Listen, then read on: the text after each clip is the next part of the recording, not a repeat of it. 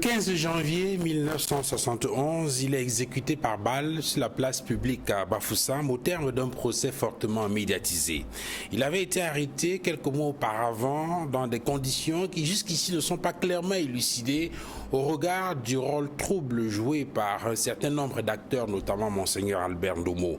Le dernier leader nationaliste UPCiste était donc à sa 9e année de combat dans le maquis. Le maquis qu'il avait choisi pour poursuivre la lutte pour l'indépendance, la vraie indépendance du Cameroun après l'assassinat du président Roland Félix Moumié à Genève en 1960.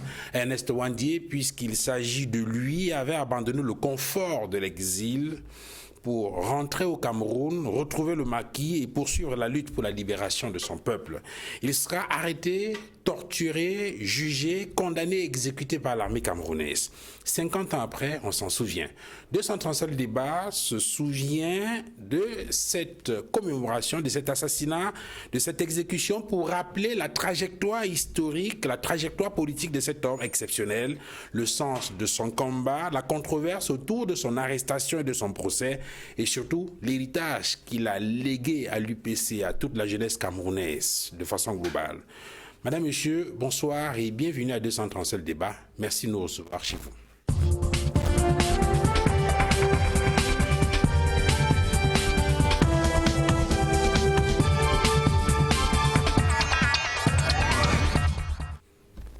Sur le plateau de 237, le débat ce soir pour cette émission hommage à Ernest Ouandié, le professeur Emmanuel Tchouchoua. Bonsoir professeur. Bonsoir Duval. Et merci infiniment d'être venu sur ce plateau. C'est toujours un plaisir pour moi en tant qu'historien de participer à ton débat afin de contribuer à l'écriture de l'histoire du Cameroun et de l'Afrique. Professeur Albert Dikoumé, bonsoir. Bonsoir. Merci d'être venu sur le plateau de C'est moi qui vous remercie. Professeur Yves Moyo, bonsoir. Bonsoir Duval. Merci d'être là. C'est moi qui suis honoré d'être sur ce plateau de Kinox TV. Ça fait un bout de temps. Et comme je suis là aujourd'hui, c'est une bonne chose. On va débattre de quelque chose qui me tient à cœur. L'assassinat de camarade Émile, Ernest Ouandié. Merci, professeur Yves Moyo, d'avoir fait le déplacement. Je rappelle que vous êtes venu de Yaoundé. Maître Simon-Serge Kakak, bonsoir. Bonsoir Duval. Et merci de nous avoir rejoints sur ce plateau ce soir. C'est un plaisir pour moi de retrouver ce prestigieux plateau. Vous savez, je suis personnellement attaché à l'histoire. Et chaque fois que vous m'invitez pour parler de l'histoire du Cameroun, j'en suis particulièrement réjoui. Et je vous donne la parole en premier, maître Simon-Serge Kakak. Vous êtes avocat au barreau du Cameroun. Vous êtes également président de l'association juriste d'Afrique pour la bonne gouvernance et surtout convié sur ce plateau comme UPCiste. Il y a certainement des jeunes qui regardent cette émission ce soir, qui ont entendu parler d'Ernest Ouandié et qui doivent se demander qui était Ernest Ouandié. En fait, ce que je peux déjà vous dire en tant qu'UPCiste, c'est que Ernest Ouandié, camarade d'Émile, comme l'appelaient affectueusement les UPCistes, était le dernier leader historique de l'Union des populations du Cameroun qui fut effectivement exécuté le 15 janvier 1971 à Bafoussam.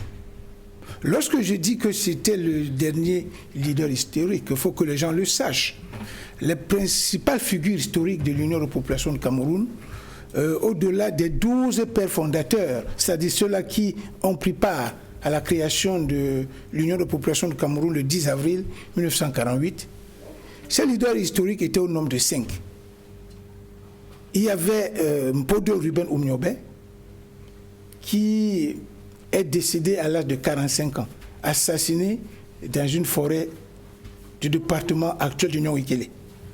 Près de Boumniébel. À 45 ans. L'autre leader historique, c'était le docteur Félix Roland Moumié, qui, lui, est mort empoisonné au thallium à Genève en 1960, notamment au mois de novembre, à l'âge de 35 ans.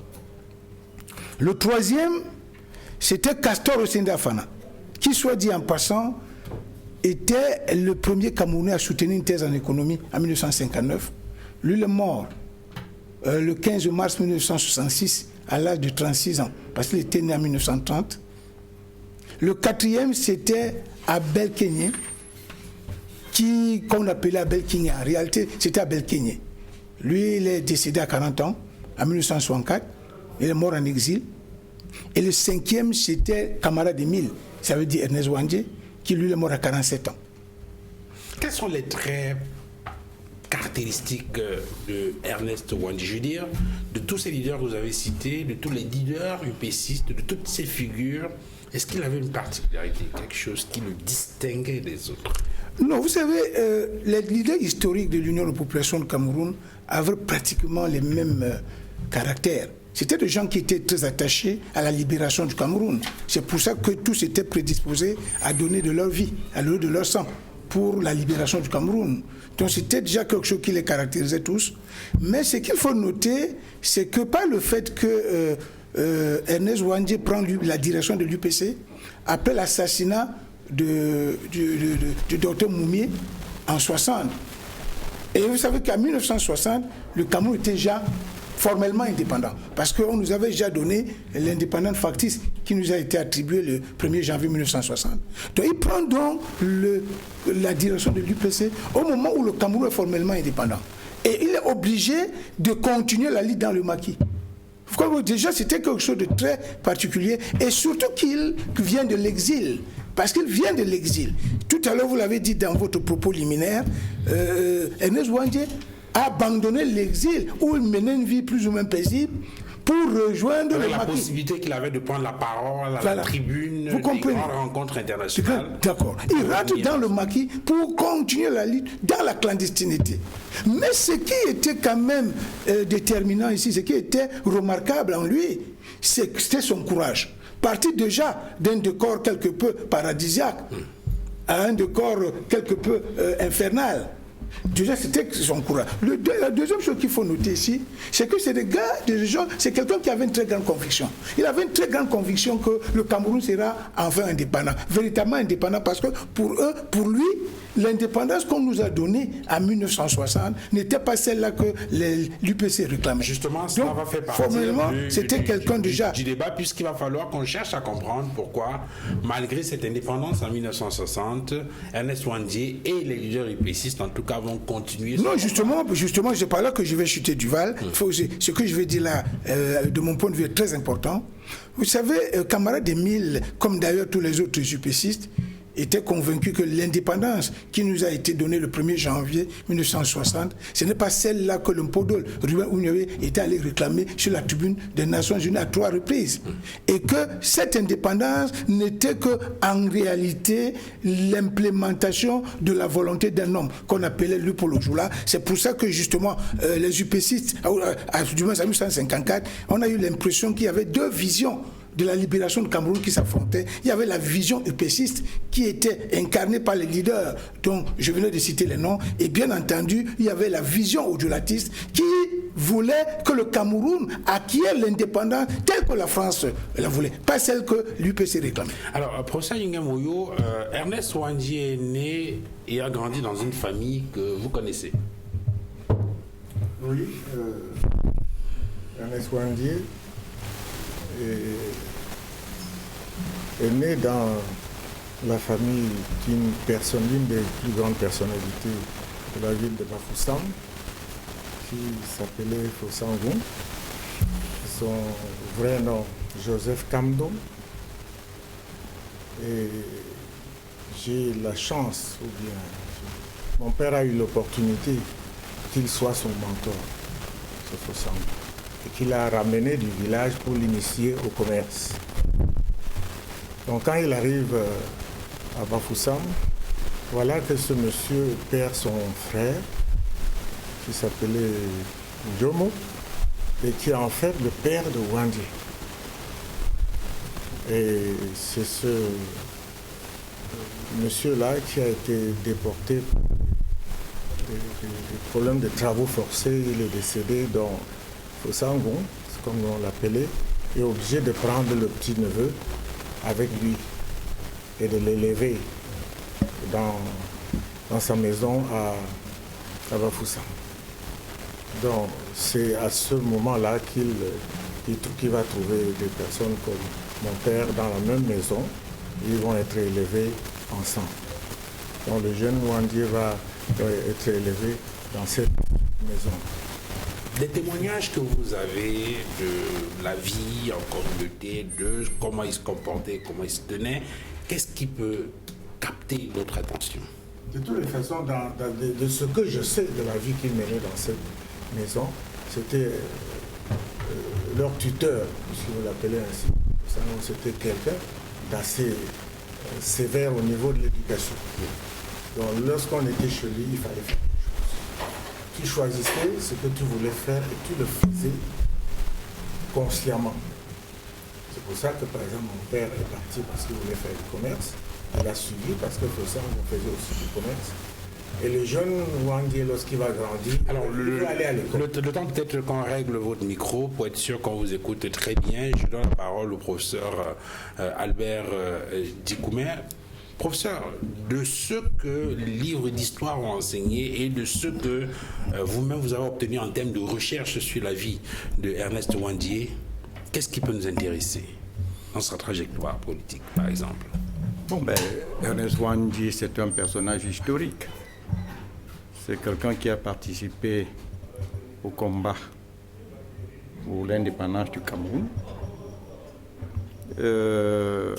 Et puis, qui a vécu avec d'autres chefs historiques dans la partie anglaise du Cameroun, dans la partie britannique, qui s'est exilé, qui est allé à Khartoum, qui a été au Caire, où il a même rencontré, Mandela. Mandela qui lui avait dit qu'il faut retourner se battre au Cameroun. Il faut souligner une chose ici, c'est que, comme l'a dit Maître Kakak, tous les dirigeants de l'UPC ont eu un destin tragique. Cela montre que la France et ceux qui ont remplacé la France n'ont pas été tendres avec les UPCistes.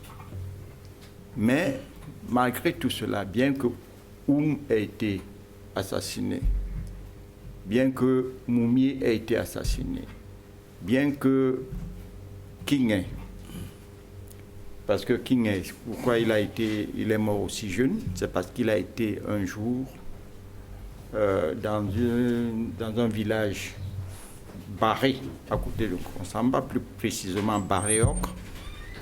Il a été pris à partie par des militaires qui l'ont frappé sauvagement, de sorte que certains de ses organes vitaux ont été atteints. Donc, vous voyez, ce monsieur, il aurait pu éviter de rentrer au Cameroun. D'autant plus que on lui en a fait la proposition. On lui a dit, reste à l'étranger, mais il est quand même revenu. Il est revenu parce qu'il n'y avait plus de chef historique. Il fallait quelqu'un pour diriger l'UPC, pour l'organiser, et il a décidé de revenir. Ça, c'est au lendemain de l'assassinat de Roland Félix Moumié. Oui, après l'assassinat de Moumié, l'UPC connaît quelques difficultés et il faut un homme pour reprendre les choses en main, pour réorganiser l'UPC. Et la personne qui revient au Cameroun pour le faire, c'est Moumié. Je crois que pour le faire, pour accepter cette situation, il faut beaucoup de foi. Et Moumié avait la foi. Mais c'était également un homme humain, parce que mon frère vient de mes frères aînés qui a été dans les jeunesses de l'UPC, qu'il a rencontré à Accra, qui a dit que c'était quelqu'un de très humain, qui avait beaucoup de tempérance. Moi, je ne l'ai pas connu personnellement, on n'est pas de la même génération, qui avait beaucoup de tempérance. Donc, c'est cette foi qui fait, et le courage, la foi, le courage, qui font qu'il revient au Cameroun. Et à cause de son combat, il prend une autre stature. Il devient un homme objet d'une étude historique. Et il y a des études historiques qui ont été menées sur Wandje. Il y a des mémoires, hein, et on le trouve dans des thèses, on trouve ce personnage dans des thèses, et on le présente véritablement comme l'un de ceux qui ont voulu que le Cameroun sorte des griffes de la colonisation française. Peut-être qu'on va revenir au professeur Yimgeng Moyo, mais bon, avant de revenir au professeur Yimgeng Moyo, peut-être le professeur Emmanuel Djoumchoua. Professeur, qu'est-ce qu'on peut dire pour compléter ces éléments en rapport avec la connaissance de cette figure historique? Je voulais d'abord commencer par un sentiment propre. Oui. J'étais très jeune quand a eu lieu le procès Wandje. Oui. Et j'habitais Nobel, qu'on appelle le Baoussa. Et mon père achetait le journal officiel qui parlait du procès. Mais pour lire le journal, il fermait la porte. C'est-à-dire que le journal, c'est comme une tribune, mais il devait fermer la porte. Le journal officiel. Oui, pour lire, parce que on avait peur, tout le monde avait peur, parce que si on voit que tu lis les choses de Wandje, c'est que tu es peut-être pro-supéciste, et donc il se cachait pour lire. Et après, quand il finissait de lire, il déposait le journal dans l'armoire fermée à clé. Donc, et qu'aujourd'hui, en plein 21e siècle, combien d'années après, on parle de ça en public. Pour moi, je trouve quand même que c'est quand même une grande avancée. Et pour moi, c'était un plaisir énorme. On ne parlait pas de ça. C'était des choses, c'était interdit. On allait en prison pour ça, seulement du UPC ou du Wandje ou ne sais pas quoi. Donc, pour moi, je trouve quand même sur le plan personnel, c'est un sentiment de fierté, de gaieté qu'aujourd'hui on parle. Peut-être qu'on aurait dû commencer plus tôt, mais il vaut mieux tard que jamais. Donc ça, c'est la première chose. La deuxième chose qu'il fallait dire aussi, c'est qu'il faut planter le décor. Parce que si on ne comprend pas le décor qui pousse à des jeunes gens à s'engager dans le combat, on ne comprendra pas pourquoi ce qu'ils sont. Je veux dire qu'après la guerre, dans toute l'Afrique sous domination française, il n'y a que 2 pays qui revendiquent l'indépendance. Madagascar et le Cameroun. Et au Cameroun, il n'y a qu'un seul parti, l'Union des populations du Cameroun, qui revendique l'indépendance. Pour tous les autres hommes politiques, c'était un scandale. C'était des choses qu'on ne pensait même pas. Donc c'est des jeunes qui étaient... Et c'était contre la politique officielle française. Et donc pour les Français, l'ennemi à battre, c'était tous ceux qui portaient la notion d'indépendance. Là, on était encore dans l'Union française. Personne en France ne pensait à l'indépendance. C'était aussi, penser à l'indépendance, c'était une forme d'utopie irréalisable. Donc, que ces jeunes gens, et deuxième, ceux qui portent, regardez bien, ceux qui portent des petits fonctionnaires. Qu'est-ce qui se passe? En 1948, le plus grand niveau, c'est l'école supérieure, Yaoundé. Donc, c'était comme notre grande université, je ne sais pas quoi. C'est là où sortaient les fonctionnaires. Et lui, il est fonctionnaire. Et dans ce temps, vous avez soit vous, quand vous devenez fonctionnaire, petit fonctionnaire, parce que soit vous vous conformez au discours français, en attendant qu'on vous donne une petite promotion, sachant que vous ne pouvez pas aller plus haut, parce que il y avait un seuil pour les Noirs. Vous ne pouvez pas devenir... Le seuil, à un niveau égal, avec un blanc, vous n'avez pas le même salaire d'abord. Et vous avez il y avait une forme de chape de plomb, vous ne pouvez pas aller plus que ça. Mais les gens se contentaient. Et il y a des gens qui ont dit, nous ne se contentent pas de ça. On veut mieux pour notre pays et pour nous-mêmes. Et là, vous devenez des ennemis de la France. La politique française. Donc c'est des jeunes gens qui ont mis de côté, hypothéqué leur carrière, leur avenir pour une idée d'une indépendance authentique.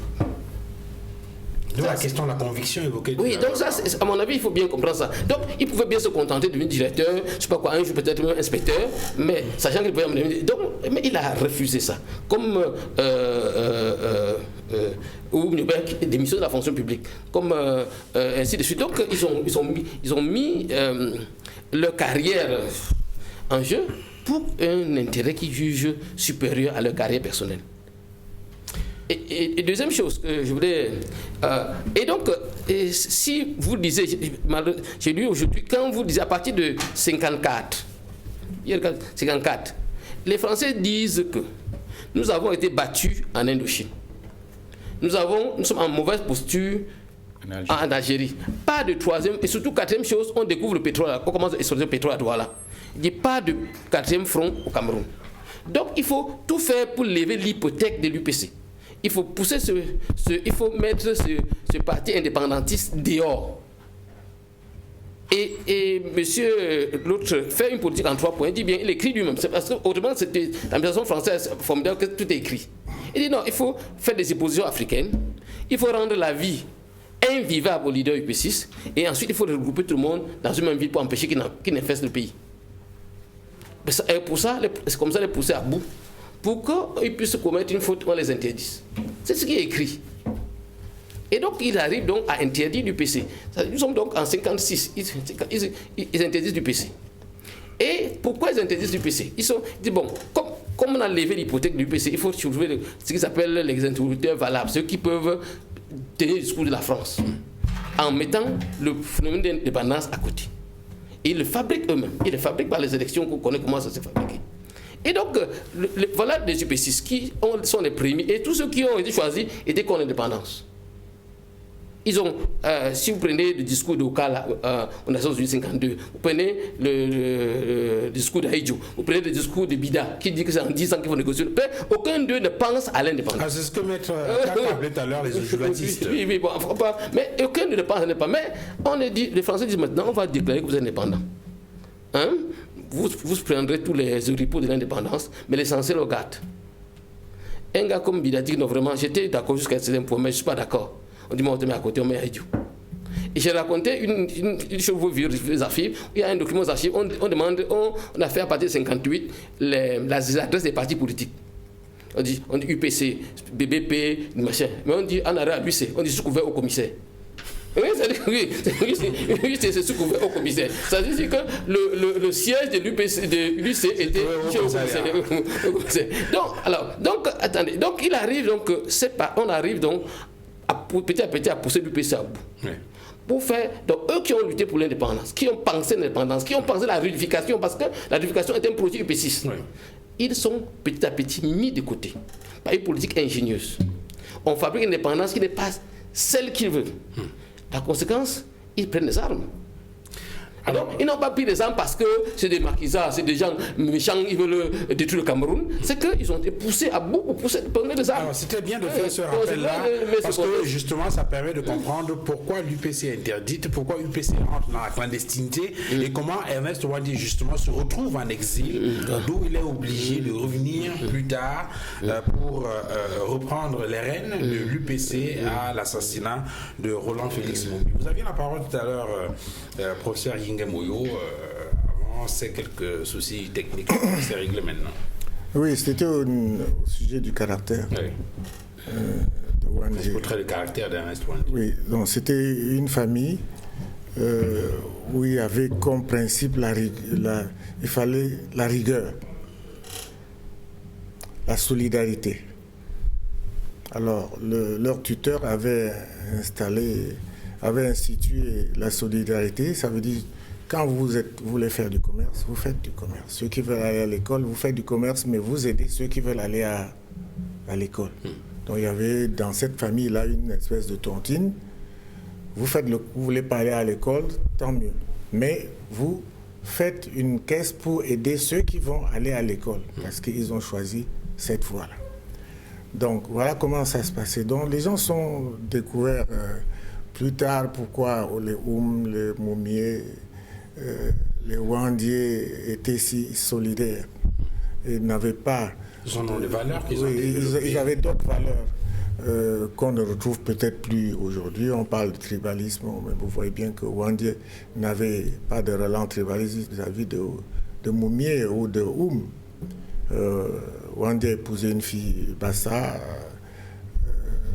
Moumier a épousé une fille Petit.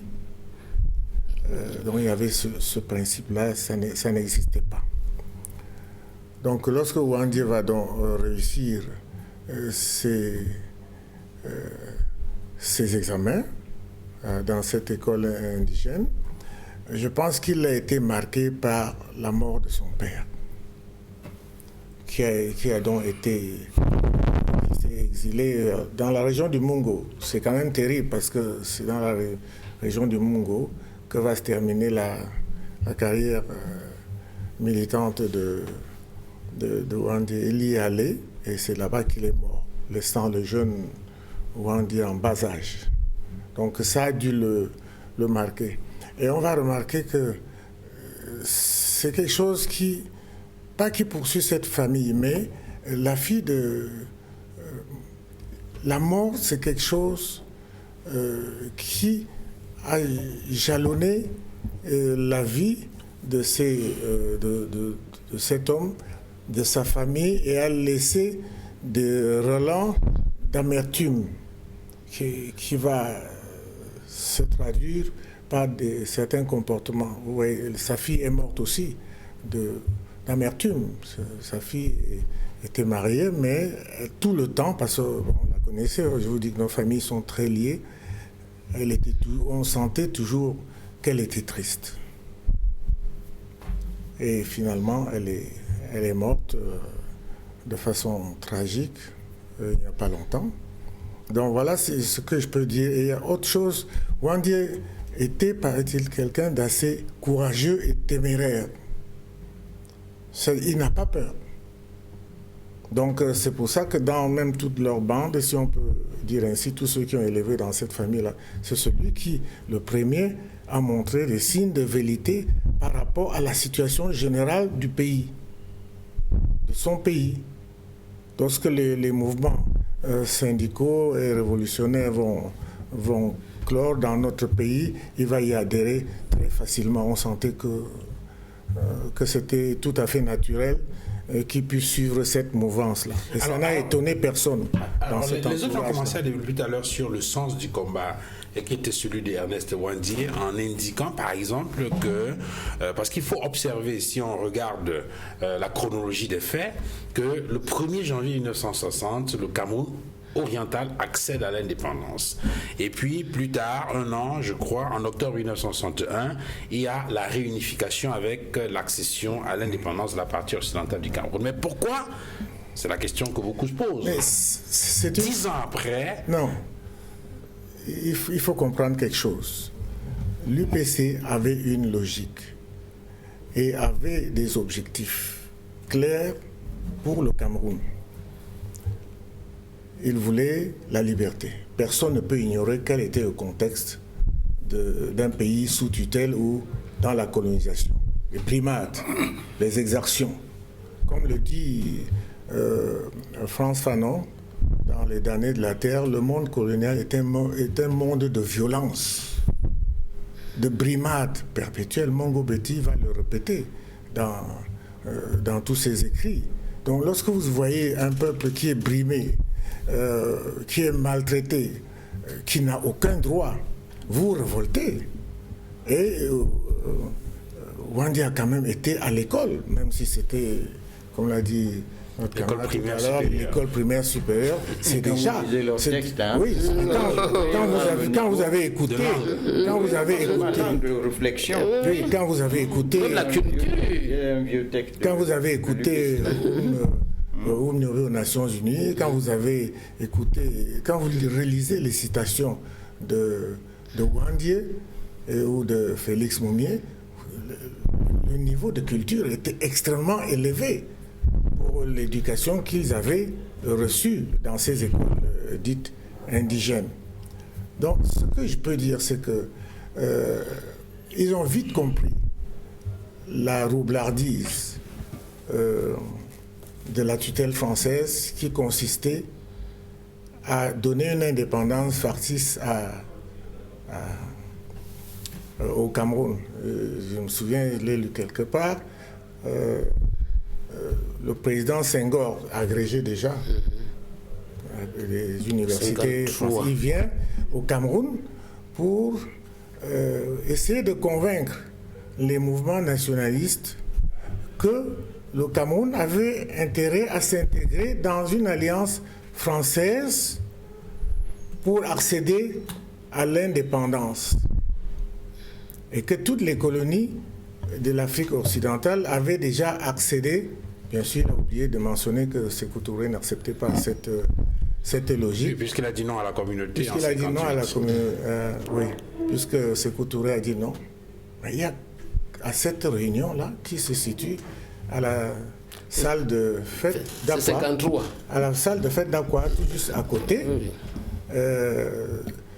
La réservation, tout ce qui avait été fait pour que cette réunion ait lieu, c'était par Paul Sopo Priso. Alors lorsque Senghor tient son discours, il y a un monsieur au fond de la salle qui se lève et lui dit que cela n'était pas possible qu'on puisse inscrire la logique de notre lutte dans celle de ces pays-là, justement parce que le Cameroun était un pays sous tutelle, mais pas une colonie. Donc on n'avait pas intérêt à s'inscrire dans l'Alliance française pour accéder à l'indépendance. Donc vous voyez bien, ils appréhendaient déjà cette situation.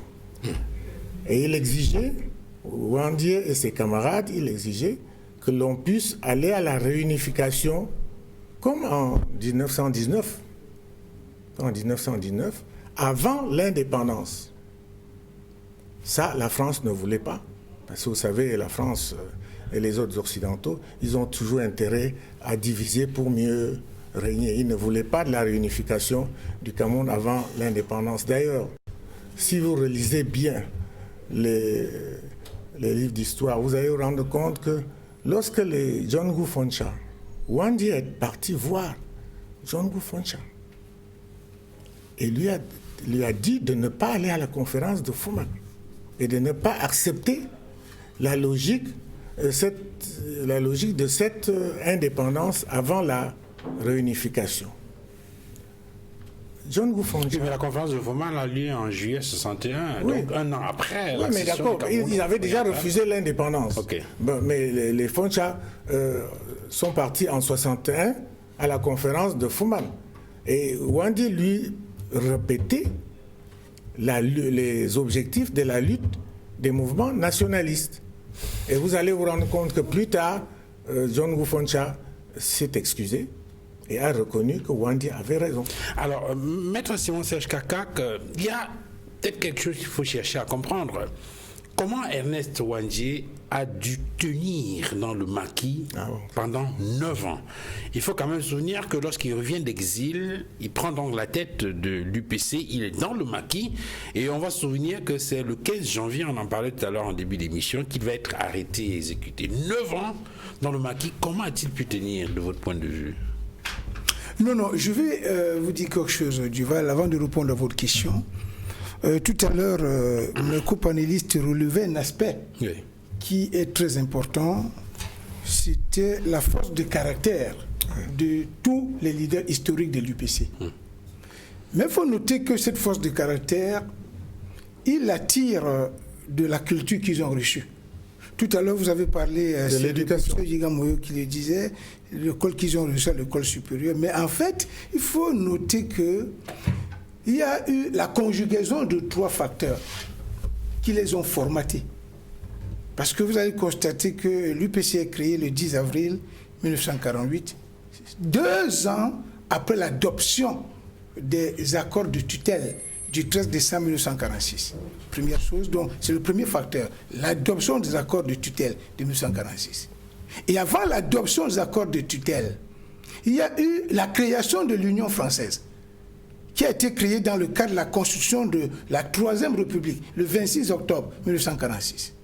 Et naturellement, au sortir de la création de l'Union française, il y a eu la fameuse conférence qui a conduit à la création du Rassemblement démocratique africain à Bamako. Vous comprenez? Et il y a une délégation qui était partie du Cameroun et qui avait à sa tête le Mpodol Ruben Oumniobé avec d'autres leaders comme Ernest Ouandié. Puis ça, beaucoup de gens ne le savent pas. Ils sont allés à Bamako et au retour de Bamako, tous se sont engagés dans la bataille syndicale. Tous étaient d'abord des syndicalistes. Vous savez, la culture militante réelle et véritable commence d'abord par la culture syndicale. Et tous étaient d'abord des syndicalistes. Et vous savez que lorsque vous êtes formé dans le syndicalisme, qu'est-ce que vous formez? Qu'est-ce que vous cultivez le plus? C'est votre force de caractère. Maintenant, quand ils ont donc décidé d'engager la bataille pour la libération du Cameroun, qui était une bataille essentiellement patriotique, tous maintenant ont commencé, j'allais dire, à penser le devenir de leur pays qu'ils s'imaginaient déjà grand. Parce qu'en réalité, c'est de ça qu'il est question. C'était des gars très ambitieux. Ils imaginaient très très grand le Cameroun. Et leur amour, leur sens de patriotisme faisait que ils étaient prêts à tout pour parvenir à la véritable libération du Cameroun. C'est pour ça, justement, là, ça me permet d'embrayer sur la question que vous m'avez posée. C'est ça, en réalité, qui a servi de socle à la lutte clandestine, ou bien la lutte d'Ernest Ouandé dans la clandestinité, de 1961 ou bien de 1962 à 1971. C'était très difficile, mais la tenue. Malheureusement, il faut quand même reconnaître que le départ, parce que la disparition brutale de ses camarades, les autres leaders, ils étaient pratiquement seuls à mettre en place les stratégies. Bon, à un moment donné, il a cru pouvoir s'appuyer sur le soutien du prélat. Bon, je pense qu'on va en parler tout à l'heure, oui. Mais ça n'a pas donné. Donc je pense quand même que ce qui l'a véritablement formaté, c'est la culture qu'ils ont reçue, la culture militaire qu'ils ont reçue juste entre 1946 et 1948. Maintenant, je vais revenir sur un aspect. Et c'est le professeur Tchoumtchoua qui le disait tout à l'heure. En fait, il se pose un problème réel. Il se pose un problème réel parce que aujourd'hui, lorsque nous épiloguons sur l'héritage, puis je pense qu'on va en parler tout à l'heure, lorsque nous allons épiloguer tout à l'heure sur l'héritage laissé par Ernest Ouandé par rapport au Cameroun, cela nous ramène ipso facto à ce qui s'est passé entre 1954 et 1955. Parce qu'en réalité, c'est au cours de ces 2 années que le destin du Cameroun a basculé. Tout ce que nous vivons aujourd'hui, même les crises à répétition que nous connaissons aujourd'hui, c'est les conséquences de ce qui s'est passé en 1954 et en 1955. On reviendra là-dessus tout à l'heure. Professeur Emmanuel Tchoumtchoua, quels sont les moyens dont disposait Ernest Ouandé pour pouvoir tenir cette résistance-là pendant toute cette période dans le maquis? Je voulais d'abord revenir sur 2 aspects. Oui. La conférence 53 de Senghor. Senghor, il venait convaincre d'adhérer à l'Union française, pas à l'indépendance. Il n'y avait même pas de projet d'indépendance. Okay. C'était d'adhérer à l'Union française. Et donc, parce que ça les amènerait facilement à l'indépendance. Non, à l'autonomie interne. Personne ne parle d'indépendance, c'était le mot tabou.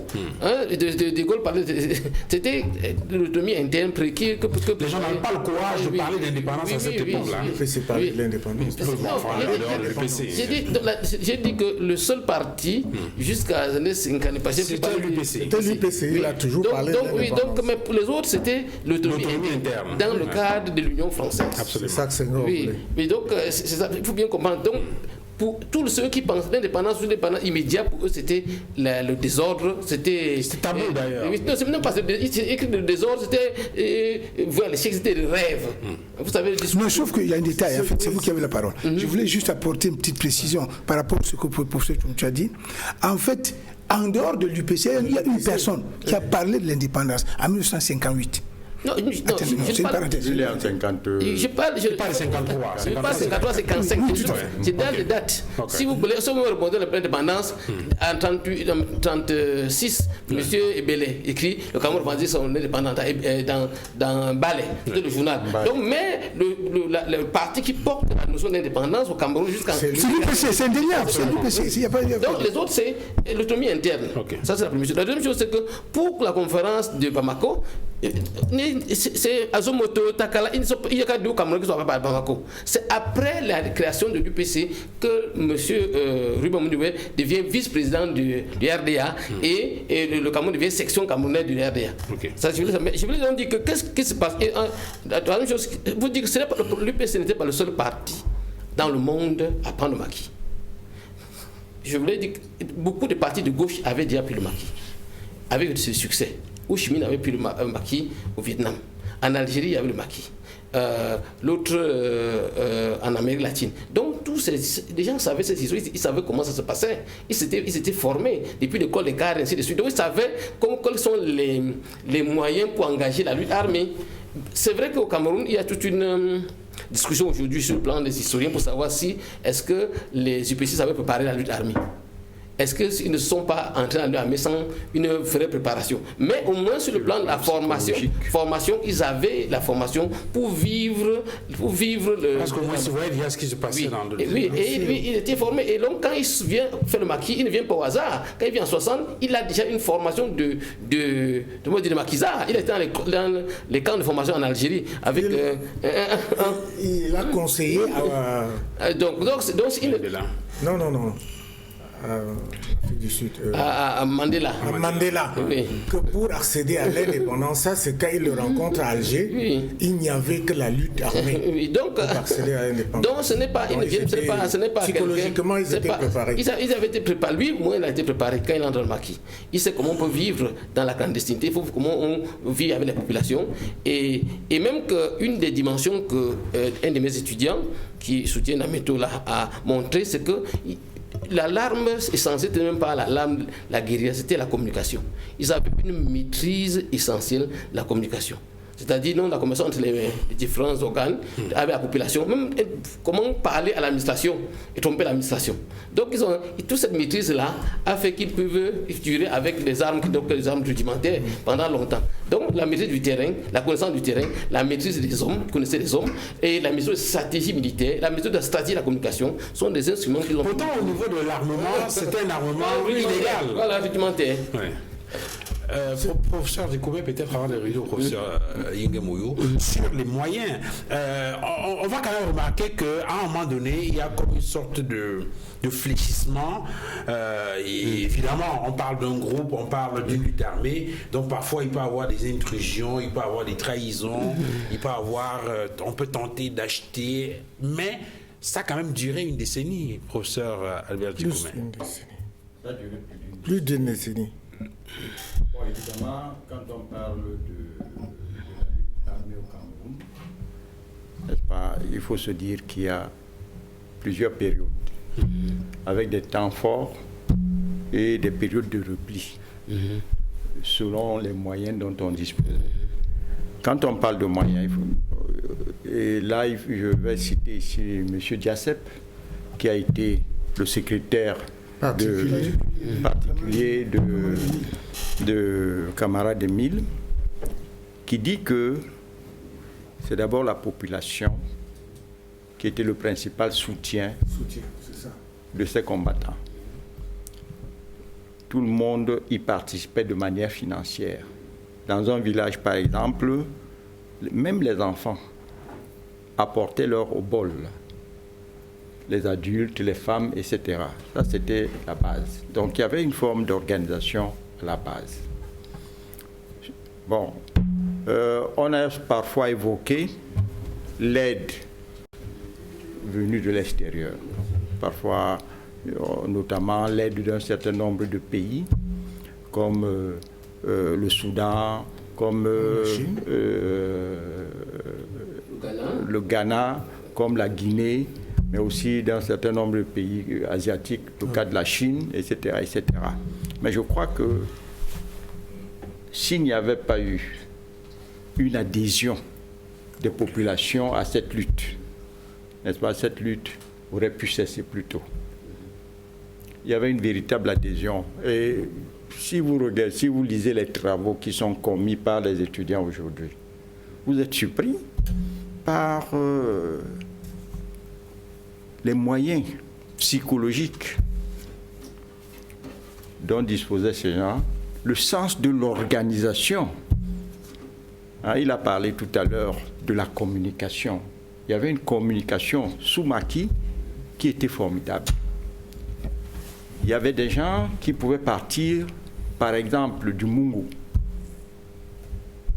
Des émissaires qu'on faisait partir du Mungu et qui se retrouvaient par exemple dans les Bamboutos. Et ils avaient des relais. À chaque niveau, ils avaient des relais, des gens qui les recevaient, qui les accompagnaient jusqu'à un certain niveau, etc., etc. Bon, évidemment, dans une lutte... Bien sûr. Oui. Dans une lutte comme celle-ci, il y a parfois des défections. Il y a des gens qui sont là de faire la guerre, qui... à l'instar de ce qu'on a vu avec Maï Matip, en Pays-Bas qui se rendent, hein, qui décident de pactiser avec le pouvoir en place. Bon, évidemment, avec le temps, les moyens peuvent faire défaut. Hein, l'enthousiasme peut fléchir et, comme je l'ai dit tout à l'heure, cette lassitude enlève des moyens à la lutte. Mais vous comprendrez que même après la mort de Ouandjé, il y a des gens qui ont continué la lutte sous d'autres formes. La résistance n'a pas cessé. Puisque vous vous rappelez qu'en 1976 encore, il y a des gens qui ont été arrêtés et qui ont été envoyés, à Toléré, à Yoko, etc. Donc cette lutte a continué. Professeur Tuntua, il y a, je lisais un post de Henri Tekoué dans le sillage de la commémoration du cinquantenaire de l'assassinat de Ernest Ouandjé, et elle indiquait, pour peut-être expliquer l'une des raisons qui ait justifié cette longue résistance, que à un moment donné, Ernest Ouandjé a remarqué qu'il y avait comme une sorte de fléchissement, et donc pour redynamiser, les groupes a mis en place le comité révolutionnaire. Et entre autres, il a parlé de ces jeunes. Après l'Assemblée populaire, il a mis en place le comité révolutionnaire, et il a essayé d'organiser, n'est-ce pas, avec l'intégration des plus jeunes qui étaient pour l'essentiel des militants de l'UNEC et qui étaient essentiellement également des sympathisants de notre population des Cameroun. Est-ce que cela a permis un regain, je veux dire quoi, de vigueur dans cette bataille et cette résistance? Bon, je voudrais quand même commencer par les conditions. Je pensais qu'on devait organiser les conditions de l'entrée sur Maquis. Je voulais dire que si vous voyez très bien, à partir de 57-58, quand les Français font venir énormément de troupes, quand on crée les camps les premiers camps de concentration et tout ça, de groupement et autres, il y a une décision du PC, à mon avis, qui pose problème. C'est l'autre qui demande... Parce que quand ça commence, toute la population entre au Maquis. Les villages entiers entrent au Maquis. Des communautés entières sont au Maquis. Donc, vous prenez le témoignage des jeunes qui étaient dans un témoignage d'un monsieur qui était à Banja, tout le canton est au Maquis. Donc, à un moment donné, les responsables ne peuvent plus, à cause des bombardements, disent à la population de quitter le Maquis pour laisser les seuls combattants dans le Maquis. Et je pense que ça, pour moi, ça a eu un problème là-bas. La conséquence, c'est que, et ça correspond avec le moment où on commence à tuer les leaders Simo, tout ça, dès 1959, là, on commence à tuer. Donc, ce moment de fléchissement, à mon avis, commence à jouer sur les troupes. Et donc, et l'indépendance aussi, les gens disent, bon, vraiment, on luttait pour l'indépendance, c'est arrivé. Beaucoup de gens commencent aussi à quitter en disant, ils ne comprennent pas tout l'enjeu qu'il y a derrière, parce qu'il faut du temps pour expliquer.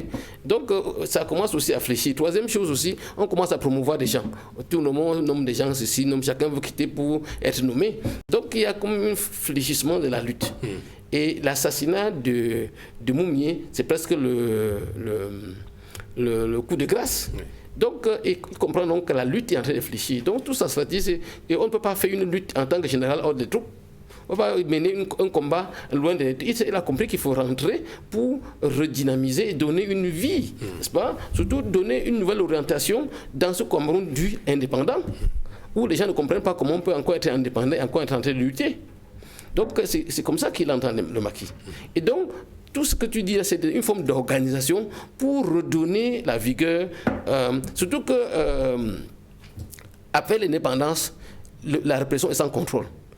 Jusqu'en 1959 encore, on pouvait dire que les journaux français pouvaient parler, dire, maintenant là, le pays est fermé complètement. C'est une répression dans l'obscurité, sans témoins, sans rien. On peut raser des villages sans que personne ne se meure. Ce que les gens ne comprennent pas, c'est que... Moi, je suis un peu surpris que nous ne parlons pas beaucoup de cette répression.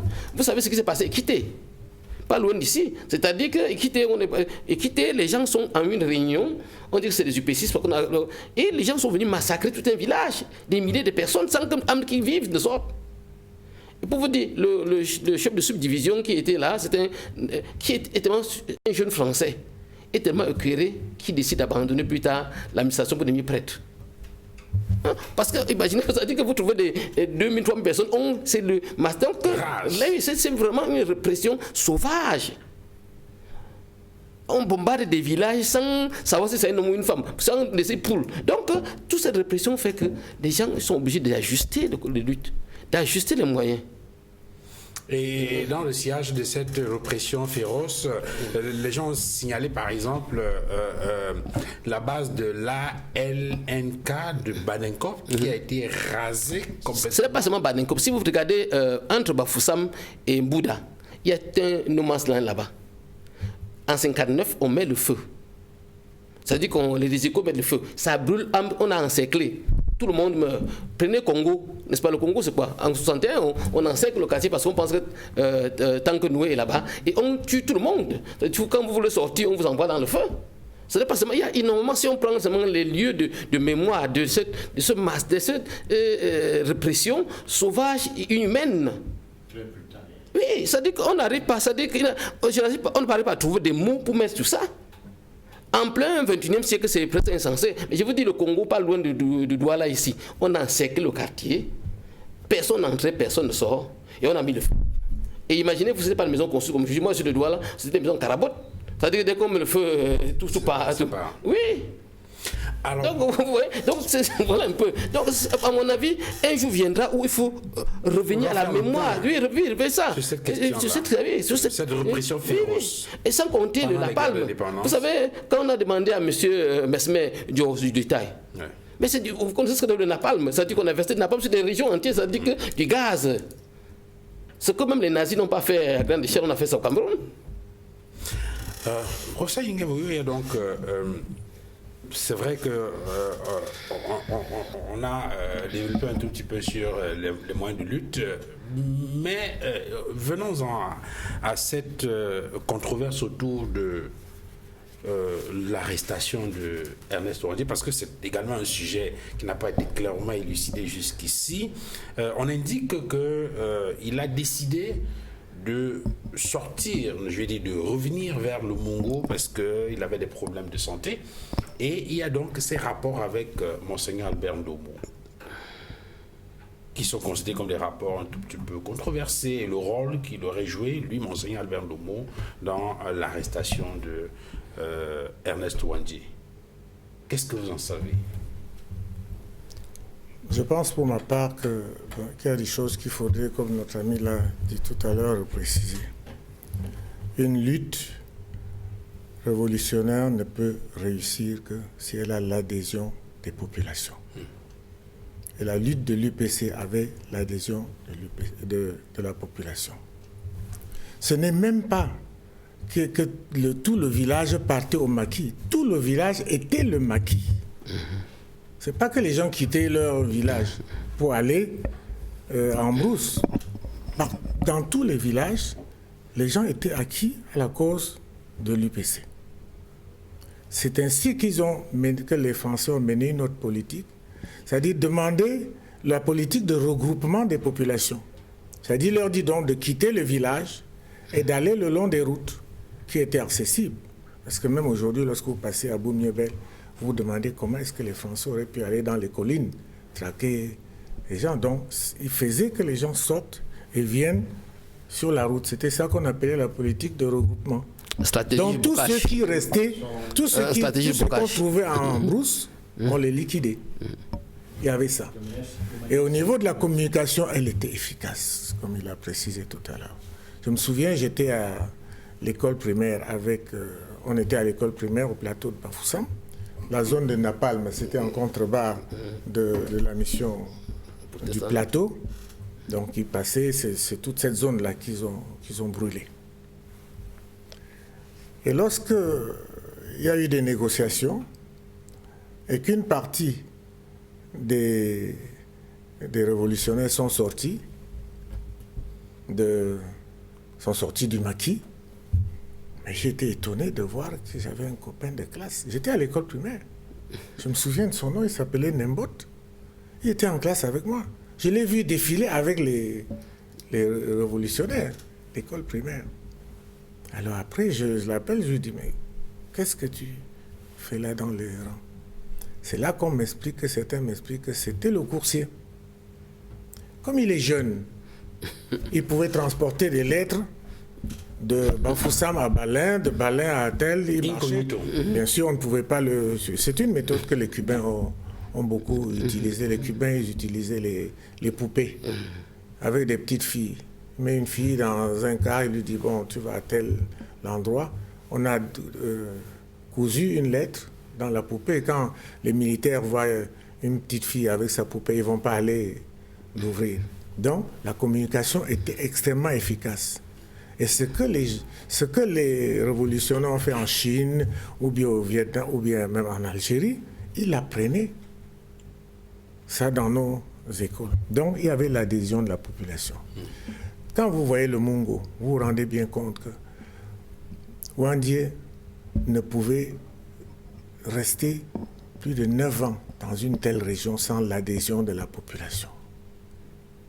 Et en plus, ils sont formés même pour vivre sans l'appui de la population. C'est-à-dire la population les aide, mais même si la population est réticente à certains endroits, ils peuvent se nourrir. C'est des gens qui peuvent faire à manger, qui peuvent cueillir, ils peuvent sortir du manioc, qui peuvent faire du maïs. Et puis la preuve, c'est que vous savez la métier. La métier, c'est la limite sud de notre plantation. Ça veut dire que le fleuve coule comme ça en bordure de notre plantation. Mais lorsqu'on allait à la plantation, quand on était jeune, on arrivait parfois le samedi, on s'apercevait qu'il y a eu un feu là. Et que des gens ont mangé. On savait que quelqu'un était passé, on ne se posait pas de questions. Parce que les populations savaient qu'il passait. Et dans certains villages où ils étaient qui étaient très impliqués, parfois ils laissaient. Ils laissaient des choses, ils partaient. Ils rentraient en ville. Quand ils revenaient, ils ne trouvaient pas. Nous, on voyait ça, on se disait, bon, les bandits, on a volé. Mais les mamans savaient très bien que c'était ceux-là qui étaient passés. Donc, ce qui s'est passé, d'après nous, je crois que la polémique au sujet de l'arrestation présumée de Wandje est aujourd'hui inutile pour le mouvement nationaliste. Nous savons que Wandje, se trouvant traqué, a compris qu'il avait intérêt, même pour la lutte, d'aller se livrer. Wandje s'est livré. Wandje n'a pas été arrêté. Il y a des témoignages à ce niveau-là. Et même lorsqu'il est arrivé à la gendarmerie, les gendarmes ont dit, mais qu'est-ce que vous voulez? Wandje a dit, c'est moi, Ernest Wandje. Les gens ont fui. D'abord, on se dit, mais qu'est-ce qu'il raconte là? Et je vous rappelle qu'à l'ouest, nous quand on était jeunes, Wandje, c'était le camarade Émile, mais Wandje c'était Man Passman. L'autre surnom de Wandje, c'est Man Passman. Ça dit l'homme au-dessus des hommes. Ça veut dire, vous savez, il y avait des légendes comme quoi, si tu tires par exemple sur certaines personnes, tu n'arrives pas à les tuer. Il y avait cette légende-là. Donc quand les gendarmes fuient, ils fuient parce qu'ils sont en face de la personne qu'on recherche depuis des années. Et ils viennent comme ça. Donc, je pense honnêtement que Wandje nous a laissé un témoignage, une vie de témoignage. Oui, un héritage sur lequel on va revenir tout à l'heure. Je voulais avoir recueilli l'avis de Maître Kak là-dessus. Maître Kak, est-ce qu'aujourd'hui on est fixé, ou bien vous estimez comme les autres que ce n'est pas important de savoir exactement quel a été le rôle joué par Monseigneur Albert Ndongo au sujet de l'arrestation entre griffes d'Ernest Wandje? En fait, je peux vous dire, je ne suis pas la science infuse, mais je pense, de mon point de vue, que la relation qui a existé entre Monseigneur Albert Ndongo et le camarade Émile ressemblait à s'y méprendre à la relation qui a existé à un certain moment entre le premier évêque camerounais résident qu'on appelait Thomas Mongo, premier évêque de Douala, et le Mpodo Ruben Oumniobé. Parce qu'en réalité, au-delà des récriminations ou alors des soupçons qu'on peut développer sur la personne de Maïm Matitiro par rapport à l'assassinat de Oumniobé, il reste que beaucoup de gens s'interrogent sur le rôle que Monseigneur Mongo a joué dans l'assassinat de... Parce qu'en réalité, l'administration coloniale s'est servie de lui s'est servi de Monseigneur Mongo pour ramener, entre guillemets, le pot de Ruben Oumniobé à la raison, c'est-à-dire se livrer. On ne sait donc pas si, lorsque cette mission a capoté, beaucoup de gens se posent la question de savoir sur ce qui s'est passé par la suite. Ouais. Je pense de mon point de vue que c'est pratiquement la même chose. Bon, peut-être ce n'était plus l'administration coloniale, puisque nous étions déjà indépendants, mais on en vient à se demander si le pouvoir néocolonial nouvellement installé, permettez-moi l'expression, ne s'était pas servi de Monseigneur Ndomo pour jouer un rôle. Et maintenant, parce qu'à la fin, s'étant rendu compte que la mission qui a échoué, peut-être il a cherché moyen pour trouver une porte de sortie, peut-être faire voyager, faire sortir le camarade Émile, et l'opération n'a pas marché. Donc pour moi, je pense qu'il faut se poser des questions dans ce sens-là. Mais je voudrais qu'on revienne sur un aspect qui, de mon point de vue, est très important. Parce que tout à l'heure, j'ai suivi les brillants développements de mes co-panélistes sur, j'allais dire, la force militaire, pour ne pas dire la force stratégique de l'UPC dans le maquis, parce qu'il faut que les gens le sachent. Tout à l'heure, on a essayé de relever que les modes de communication étaient assez développés, la stratégie de communication était très développée, et il y avait l'adhésion populaire, parce que la population avait compris les enjeux, la population a pris fait et cause pour, pour le combat, mais c'est quand même posé un problème. C'est pour ça que, de mon point de vue, le combat n'a pas marché. On a quand même eu l'impression que les leaders UPCistes, au sortir de la dissolution du parti en 1955, le 13 avril, n'avaient plus la même stratégie. Certains ont opté pour l'exil, d'autres ont opté pour le maquis. Oui. Et on peut avoir l'impression que le maquis n'avait pas été bien préparé. Première chose. Deuxième chose, on a également l'impression que ceux qui ont engagé cette bataille dans la clandestinité n'avaient pas étudié le rapport de force. Ça aussi, c'est un élément très important parce que lorsque vous avez affaire à un colon, lorsque vous avez affaire à l'administration coloniale dispose de beaucoup de moyens et a les moyens de pratiquer ce qu'on appelle, dans le jargon de la guerre, la stratégie de l'infiltration. Donc en réalité... La corruption, il faut le dire. C'est ça. Il y a des gens qui sont là avec vous, mais en réalité ils ne sont pas avec vous.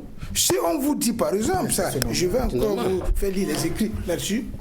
Lorsque vous lisez par exemple les derniers jours, les 6 derniers mois, du pot de Ruben Oumniobé, ça veut dire du mois de mars jusqu'au mois de septembre, vous avez découvert que presque tous les jours, il y avait des défections. Tous les jours qui passaient, il y avait des gens qui sortaient pour rejoindre, j'allais dire, le camp du colon. Et à un moment donné, même la dernière semaine, il s'est rendu compte qu'il n'avait pratiquement plus de gens. Il a commencé à pressentir le danger. Donc en fait, c'est pour dire que au-delà de la bataille qui a été bien organisée, au-delà de la bataille qui a reçu l'onction ou alors l'adhésion populaire, la préparation n'était pas optimale. Oui, la préparation et surtout, le rapport de force n'a pas été profondément étudié. Mais ce qui est sûr, c'est que dans toute lutte révolutionnaire, ce sont les mêmes problèmes qui se posent. À un moment donné, vous pouvez avoir le dessus et le lendemain, les autres changent de stratégie.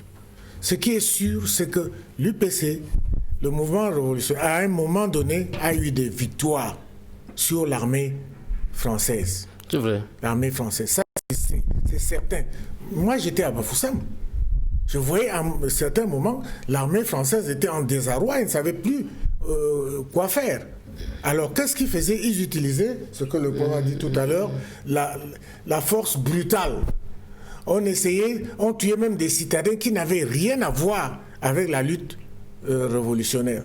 C'est-à-dire, on arrive dans un... Je vous assure, même en Konsamba, ça s'est passé. Je ne veux pas citer des noms, mais il y a eu des préfets qui sont... bon, peut-être qu'ils ne sont plus en vie aujourd'hui, mais qui arrivaient au quartier 8. C'était en Konsamba. Il y avait des préfets qui étaient là-bas. Ils sortaient des populations et disaient, les maquisards sont passés par ici. Oui ou non? On ne les a jamais vus. Les populations disaient, on ne les a jamais vus. Ils prenaient le premier et lui foutaient une balle dans la tête. Ils passaient au second. Vous les avez vus? Non, ils foutaient une balle dans la tête. Le troisième dit, ils sont passés par là. Donc vous voyez, ce sont des situations qui n'ont plus une logique de guerre, même de guerre.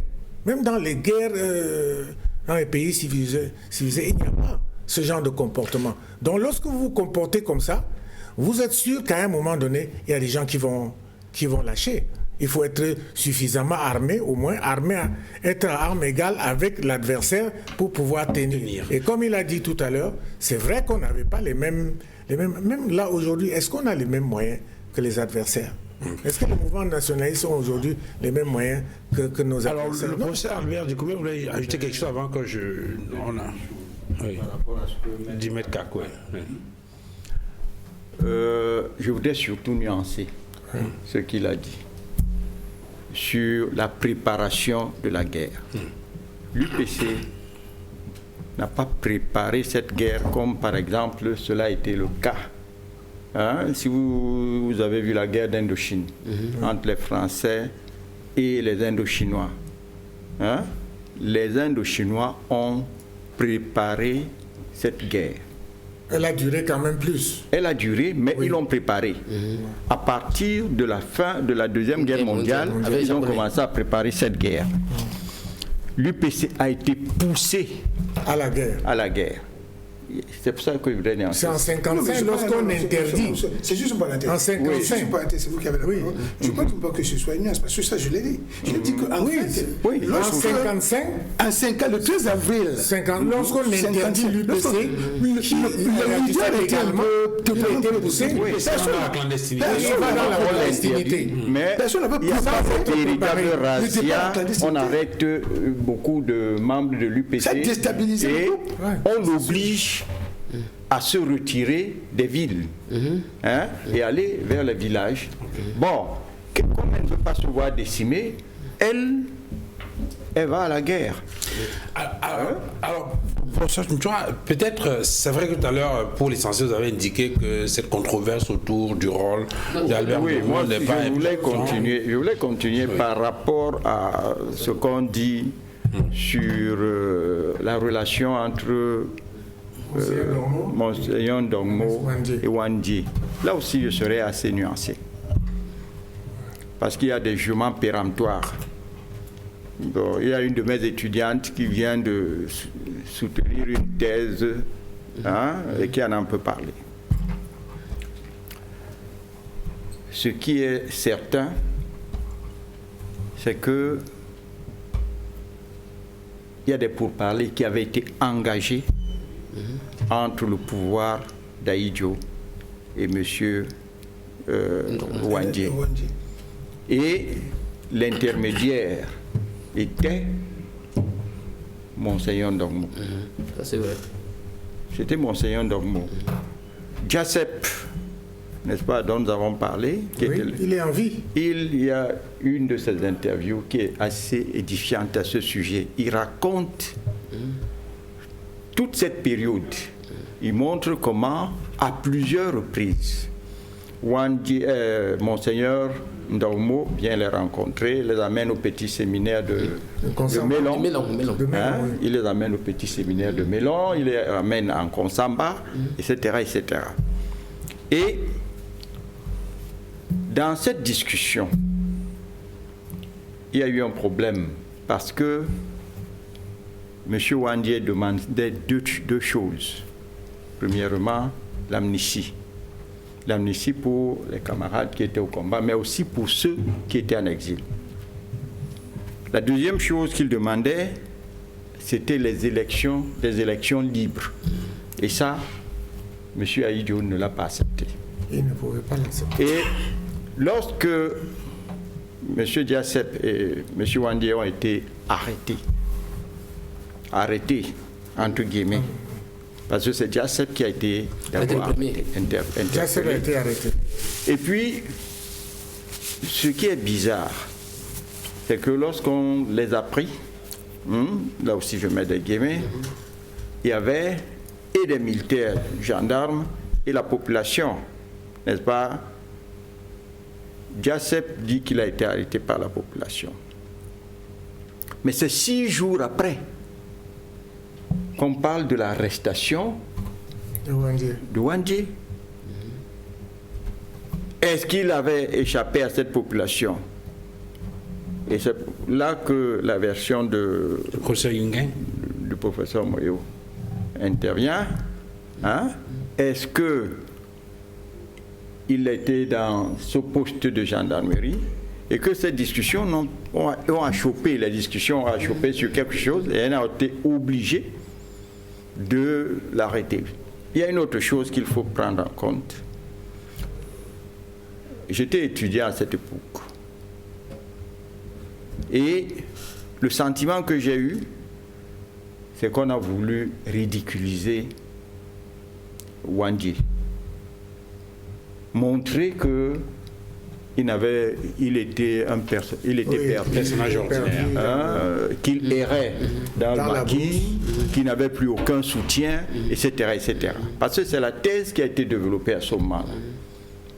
Or, s'il s'est rendu volontairement, il n'y a pas de raison de dire que c'est la population qui l'a arrêté. Parce qu'on ne parle pas de l'armée, on ne parle pas de la gendarmerie, qui, à ce moment-là, à Maleke, était venue en force. Ces troupes étaient fortement armées, étaient nombreuses. Lorsque elles sont venues, on leur a dit que Wandje était dans la zone. Mais le rôle de Monseigneur Ndongmo demeure quelque peu ambigu. Mais je ne voudrais pas qu'on mette l'accent, parce que nous ne détenons pas. D'accord. Je voulais ajouter quelque chose. Il ne faut pas oublier qu'au départ, le mouvement UPCiste, c'était un mouvement d'obédience syndicale. Au départ, ils n'étaient pas préparés pour la lutte armée. C'était des syndicalistes.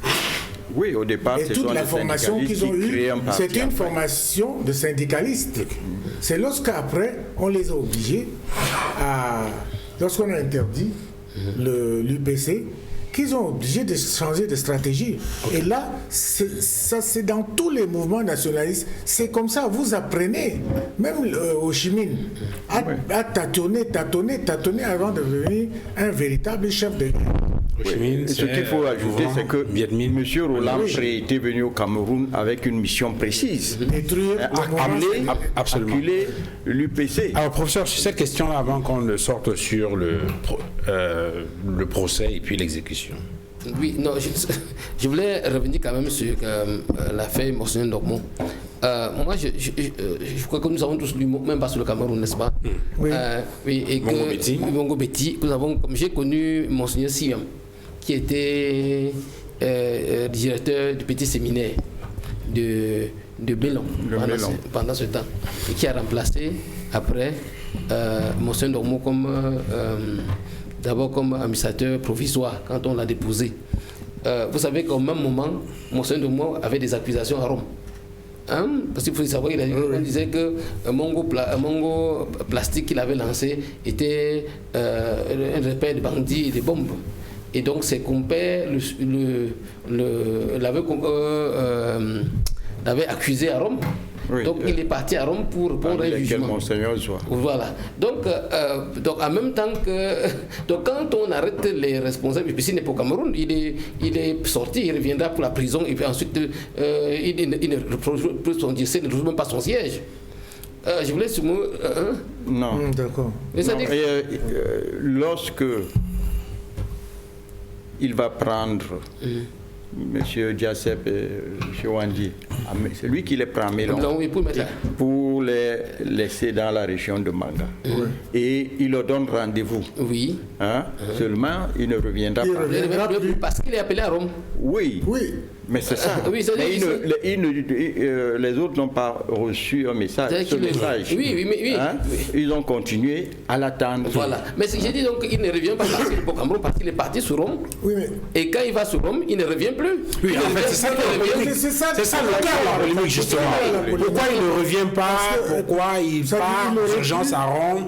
Pourquoi il n'y a pas un feedback et tout ça? envoyer un Voilà, message. c'est ça la question. Voilà, Tout à fait, oui. déplacer. Oui, c'est une question qui restera posée. Absolument. Donc c'est dire qu'il faut un jour poser parce qu'il n'a pas Tout à fait. immédiatement et encore qu'il a été convoqué rapidement. Ce que je veux dire aussi c'est que Et puis lorsqu'il revient de Rome, il est accueilli à l'aéroport voilà. et puis il est interpellé. Il est interpellé, Voilà. il retrouve puis on disait ce que je dis. Tout à fait. Donc il y a quand même au-delà du questionnement pourquoi il n'a pas informé, il y a aussi le contexte qui fait que accusé à Rome, peut-être qu'il prépare sa défense, il est la tête Par d'accusé. exemple. Donc je me dis qu'il ne faut pas seulement dire trahison Oui, directement. oui, il y a beaucoup d'éléments qui On parle de trahison, on se pose des questions. Absolument. Quand on n'a pas toutes les données, je crois qu'il faut faire comme le professeur nuancé. Alors maintenant sur la question du procès. J'en reviens maintenant. Une dernière chose sur la lutte armée. Sans base de repli, aucune lutte armée. Ça dit que pour que ça tienne, il faut qu'une base de repli. L'Algérie, l'Indochine, même le Cuba. Ça dit Cuba. Que, oui. Donc, qu'est-ce qui s'est passé? Le fait que les Français ont compris que nous n'avons pas de base, ils ont fermé. Au Pays-Bas, ils ont fermé.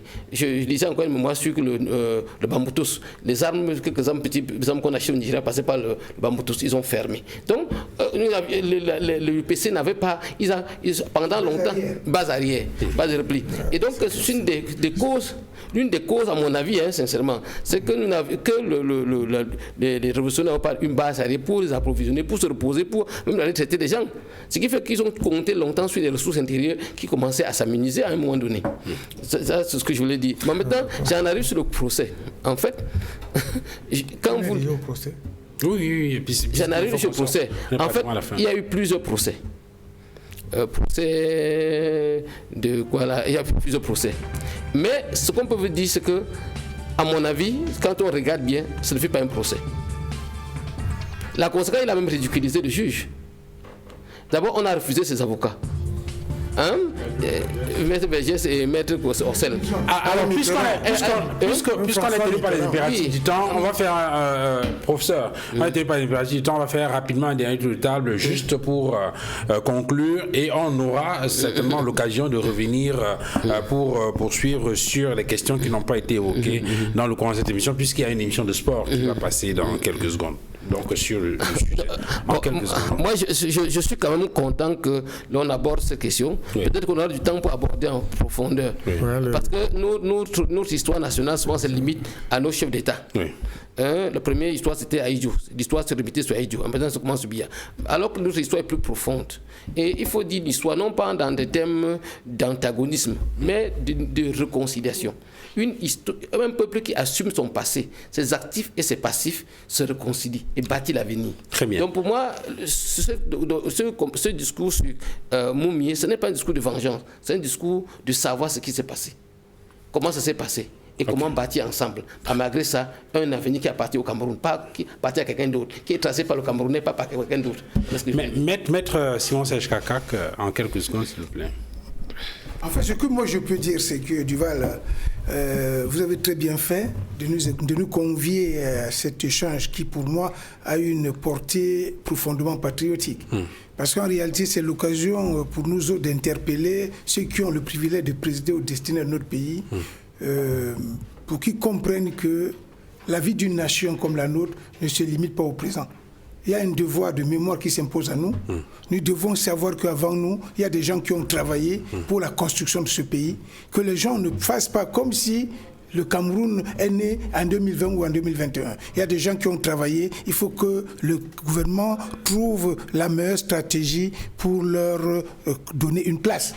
Une place à nos héros nationaux. La place qu'ils méritent. Et naturellement, une place à tous ceux qui ont combattu pour la construction de ce pays. Parce que ce que nous disons aujourd'hui sur Ernest Ouandjé, c'est la même chose qu'on a dit ici, il n'y a pas très longtemps, sur Ruben Oumyobé. On peut dire la même chose sur Félix Roland Moumié. On peut dire la même chose pour de nombreux Camerounais qui ont travaillé pour que ce pays soit ce qu'il est aujourd'hui. Okay. Il faut que le gouvernement ait un devoir de mémoire pour comprendre que ces gens-là méritent une place.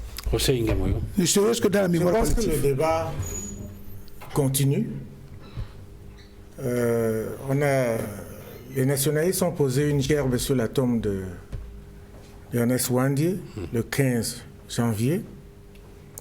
Les nationalistes vont se retrouver à Yaoundé le 29 janvier au Panthéon du panafricanisme.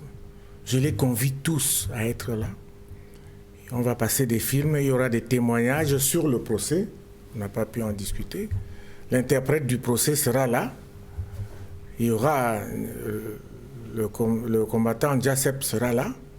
Et on espère aussi la venue du camarade Nicanor, qui est toujours en vie. Ce sera le 29. Oui, ce sera le. C'est une bonne nouvelle. Oui, ce sera le 29 janvier, le vendredi 29 janvier, au Panthéon du panafricanisme à Yaoundé. C'est une tradition du Panthéon du panafricanisme depuis 11 ans. C'est la façon, pour certains d'entre nous, de perpétuer le combat qui continue toujours. Professeur Albert Dikoumé, pour sortir de l'émission. Oui, je vais dire deux choses assez rapidement. La première chose, c'est que l'histoire a donné raison à ces gens. Parce que ces accords secrets de la décolonisation qui ont été finalement signés entre le gouvernement du Cameroun et la France montrent que ces gens avaient raison. Puisque ce sont ces accords qui continuent à nous mettre dans une espèce de guette. La deuxième chose, c'est qu'il y a quelques jours, j'ai vu une émission sur le Congo, la République démocratique du Congo, dans l'une de ses provinces. Les populations sont sorties dans la rue pour dire qu'il fallait, pour qu'il y ait une communion des cœurs, célébrer tous ceux qui avaient donné leur vie pour le pays. Comprenez? Aujourd'hui, M. Ahidjo ne peut même pas jouir d'un repos. Hein? Lui qui empêchait les Camerounais de revenir dans leur pays, qui était aux affaires lorsque la plupart de ces gens sont morts, il ne peut pas jouir d'un repos. Il faudrait que les Camerounais célèbrent leurs héros. Cela permettra peut-être de définir de manière plus précise ce que nous voulons être. Parce que si nous n'avons pas de modèle, ces gens doivent être des modèles. Okay. Si nous n'avons pas de modèles, nous ne pouvons pas savoir où nous allons.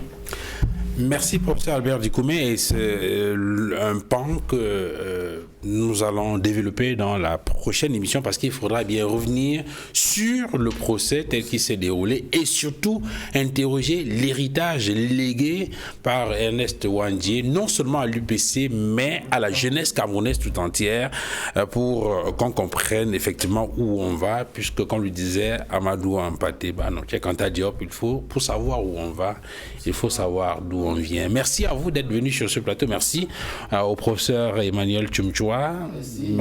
Merci également à vous, professeur Albert Dikoumé, d'être là. Merci, professeur Yimgemouye. Bon retour à Yaoundé. On vous convie à la prochaine émission. Merci également à vous, maître Simon-Serge Kakak. Merci à vous, madame, monsieur, d'avoir regardé cette autre livraison de 237 le débat. Excellente soirée à tous et à très bientôt. Au revoir. Merci.